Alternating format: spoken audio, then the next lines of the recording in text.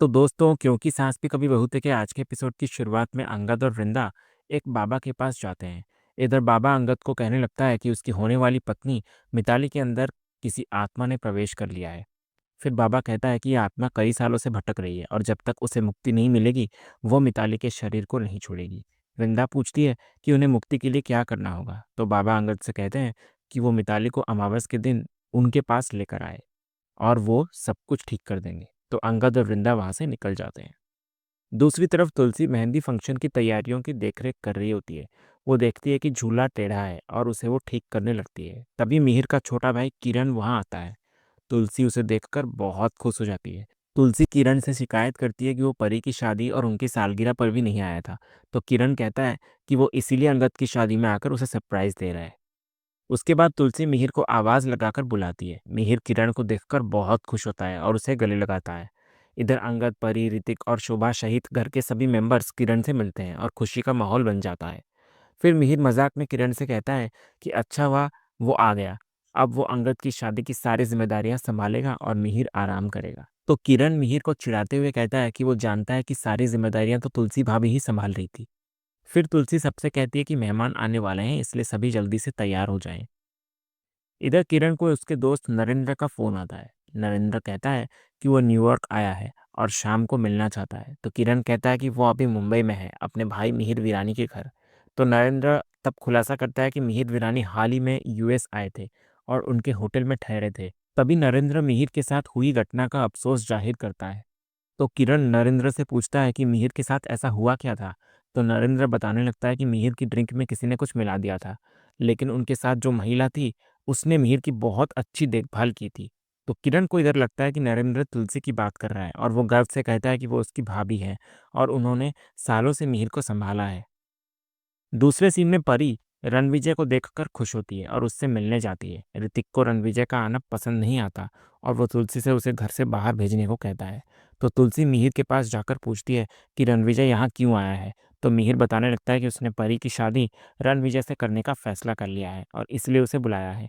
तो तुलसी इस पर विरोध करती है और मिहिर को समझाती है कि रणविजय अच्छा लड़का नहीं है, क्योंकि वो सुहास का दोस्त है और सुहास ने वृंदा के साथ जबरदस्ती करने की कोशिश भी की थी। तो मिहिर तुलसी की बात सुनने से मना कर देता है और कहता है कि शादी का फैसला हो चुका है, इसलिए बहस न करे। इधर परी रणविजय से कहते हैं कि तुलसी ने फिर से मिहिर को उसके खिलाफ भड़काना शुरू कर दिया है। तभी परी तुलसी को ताना मारती है कि वो हमेशा उसकी खुशियों के बीच क्यों आती है। तो तुलसी जवाब देती है कि वो सिर्फ उसकी भलाई के बारे में सोच रही है। तो किरण ये सब तनाव देखता है। तभी मिहिर परी को डांटकर वहां से जाने को कहता है। तो परी गुस्से में बड़बड़ाती हुई चली जाती है। इधर किरण उससे पूछता है कि क्या मिहिर और तुलसी के बीच सब ठीक नहीं है। तो परी बताती है कि अब उनके माता पिता के बीच पहले जैसा कुछ नहीं रहा। अक्सर झगड़े होते हैं और पापा तो नाराज होकर घर छोड़कर ऑफिस में रहने चले गए थे। इतना कहकर परी गुस्से में चली जाती है। इधर किरण हैरान होकर सोचता है कि परी क्या कह रही थी। तो वो तुलसी के पास आता है और पूछता है कि क्या सब कुछ ठीक है। तो तुलसी ये कहकर टाल देती है कि सब ठीक है, अगर कोई समस्या होती तो वो उसे जरूर बताती। फिर किरण अपनी नाराजगी जाहिर करता है कि तुलसी अमेरिका आई थी फिर भी उससे मिलने नहीं आए और ये भी नहीं सोचा कि उसका देवर वहां रहता है। तो तुलसी किरण को बताती है कि वो यूएस नहीं गई थी क्योंकि उसके पासपोर्ट में समस्या थी, बल्कि मिहिर अकेले ही गए थे।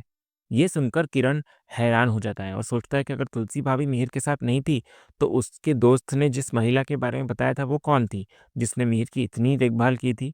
किरण का शक अब गहरा जाता है।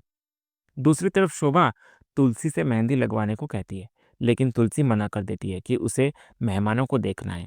इधर मिहिर को एक बिजनेस कॉल आता है। तो किरण मिहिर से उस कॉल के बारे में पूछता है और मिहिर उसे अपने बिजनेस की बातें बताने लगता है और ये भी कहता है कि अंगद ने अब बिजनेस ज्वाइन कर लिया है। तभी नॉयना अचानक मिहिर को चौंका देती है और कहती है कि मिहिर ने उसे नोटिस नहीं किया, इसलिए उसमें थोड़ी मस्ती करने की सोची। तभी मिताली और सज्जू भी वहां आती है। इधर मिहिर किरण का सबसे परिचय करवाता है। नॉयना किरण को बताती है कि वो और मिहिर बहुत पुराने दोस्त हैं, इसलिए वे मजाक करते रहते हैं। दूसरी तरफ नॉयना मिताली को मेहंदी लगवाने के लिए ले जाती है। मिताली अंगद से पूछती है कि वो कहाँ तक मेहंदी लगवाए। तो अंगद कहता है कि ये उसके हाथ है, वो जहाँ तक चाहे लगवा सकती है। इधर मेहंदी लगाने वाली अंगद से भी मेहंदी लगाने को कहती है। उसके बाद नॉयना अंगद को साइड में ले जाकर बात करती है। वो मिताली की चिंता जाहिर करती है कि कहीं वो सबके सामने अजीब व्यवहार न करने लगे।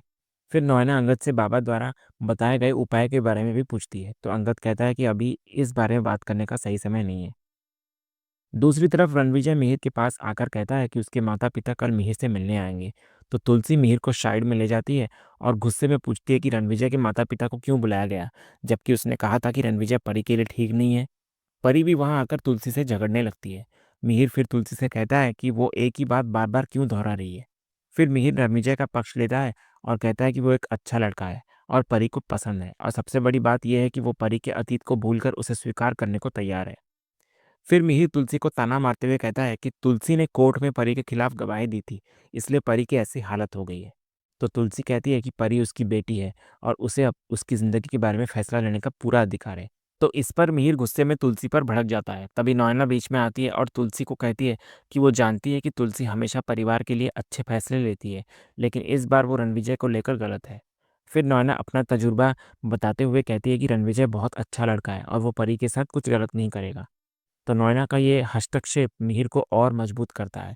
मिहिर अपना अंतिम फैसला सुनाता है कि रणविजय के माता पिता कल घर पर आएंगे और वो रणविजय और परी की सगाई की घोषणा करके ही रहेगा।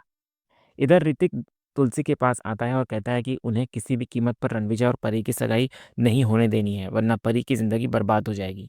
तो तुलसी कहने लगती है कि उसने मिहिर को कितनी बार समझाने की कोशिश की, लेकिन मिहिर उसकी बात मानने को तैयार ही नहीं है। फिर तुलसी ऋतिक के साथ मिलकर एक योजना बनाती है। वो कहती है कि अगर उन्हें वो लड़की मिल जाए जिसे रणविजय ने धोखा दिया था, तो उन्हें सबूत मिल जाएंगे और मिहिर को उनकी बात पर यकीन करना ही पड़ेगा। फिर तुलसी ऋतिक को बताती है कि उनके पास उस लड़की को ढूंढने के लिए सिर्फ कल शाम तक का ही समय है। तो ऋतिक अपनी माँ को आश्वस्त करता है कि वो उस लड़की को ढूंढ कर ही रहेगा। और इसी उम्मीद और चुनौती भरे मोड़ वाले सीन के साथ आज का ये एपिसोड यहीं ख़त्म होता है। तो दोस्तों, आज का ये वीडियो आपको कैसा लगा, कमेंट के ज़रिए हमें ज़रूर कहिएगा। और कमेंट में हाइप करना भी मत भूलिएगा, और वीडियो को लाइक भी कीजिएगा, शेयर भी कीजिएगा, और सब्सक्राइब करना तो बिल्कुल भी मत भूलिएगा, ताकि ऐसे ही रोज़ लेटेस्ट एपिसोड के अपडेट्स हमारे इस चैनल पर आप पा सकें। तो मिलते हैं हम एक नए एपिसोड के रिव्यू में। तब तक के लिए स्वस्थ रहें, मस्त रहें।